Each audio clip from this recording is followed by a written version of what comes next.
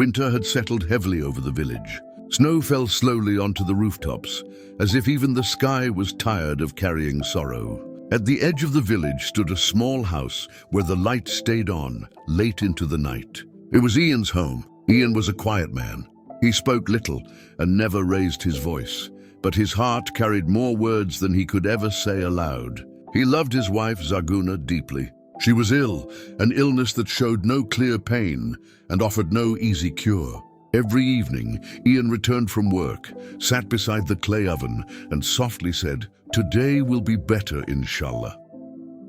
Zarguna would smile, but behind her eyes lived a hidden ache. Ian did not speak his fears. Instead, he wrote them. Inside an old wooden box, he kept letters written to Zarguna, but never given to her. He didn't want her to carry his fear along with her pain.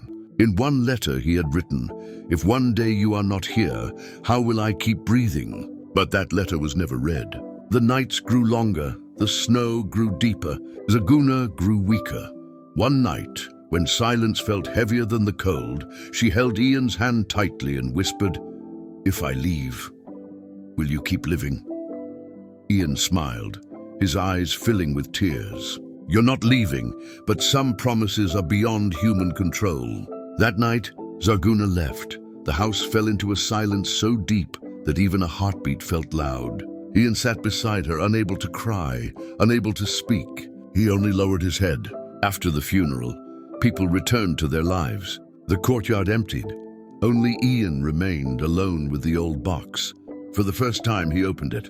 His hands trembled as he unfolded a letter, each line cut deeper than the last. He realized then that all the pain Zarguna had carried in silence, Ian had carried in silence too. Days passed. Ian grew quieter. The light no longer stayed on at night. The house slowly darkened, just like his heart. One morning, villagers came and knocked. There was no answer. When the door was forced open, Ian was found sitting beside the box, the letters pressed to his chest. He was alive, but his eyes saw nothing. The doctor whispered, "His body is alive, but his soul left a long time ago." From that day on, the house never lit up again. And the letters, they are still there, not meant to be read, but to remind us that some love is so deep, even words cannot carry it. If this story touched your heart, don't let it end here. Ian's story is not just his. It reflects the silent pain of many.